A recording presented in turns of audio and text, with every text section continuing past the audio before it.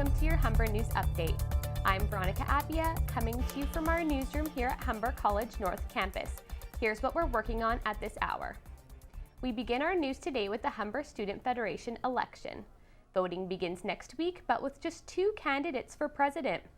On Tuesday, Mickey Decker was disqualified from the running because her grades didn't meet the HSF criteria. Today, the other 2 candidates weighed in on the controversial move. Current President Ahmed Tahir and newcomer Joel Calderola sat down with Humber News today to talk about the election. On Tuesday, Decker said HSF doesn't understand mental health. Today, the candidates disagreed with each other about her claim. I agree, to be quite honest. I think there should be way more done in terms of mental health. Yeah, I don't think that's true at all, right? I know Mickey can have her opinions about what she thinks HSF does or doesn't care about, and I don't think that's true at all. I think we've shown a commitment to mental health and wellness. We'll have full reports on the election and the latest controversy coming up on our news at 2.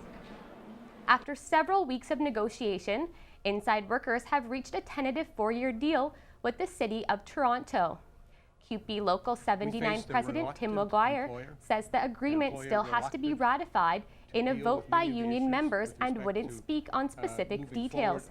He says the deal was reached despite what he calls tough circumstances. Well, I wouldn't say there's been 2 weeks of impasse. Actually, there's 2 weeks of tough slogging and negotiations, and there was a setback on the weekend where there was a misunderstanding that led to a temporary impasse, but we got right back at it and finished the deal. CUPE Local 79 members include cleaners, daycare and shelter workers. But I'm going to leave the exact nature of those deals that are being recommended to our members. In Europe, frustration is growing at the Greece-Macedonia border as migrants staying in an overcrowded field are waiting to cross. Though the border has been opened, Greek police say only 500 people have passed through in the last 24 hours. The migrants have begun to protest by lying across railroad tracks to block a train heading into Greece. Over 1 million people have fled Afghanistan, Syria, and Iraq in the last year. It is estimated more than 130,000 reached Europe in 2016. In the world of sports, the Toronto Raptors continue their winning streak with their 11th straight win at the ACC against the Utah Jazz. Turning to weather, it's slowly warming up. Today, it's cloudy with a high of -4. We'll have all the details on sports and weather coming up in our news at 2 o'clock. But for now, we leave you with this. 2 giant pandas from China arrived in South Korea today. A 2-year-old female and 3-year-old male were welcomed at the airport before being taken to their new home at Everland Resort.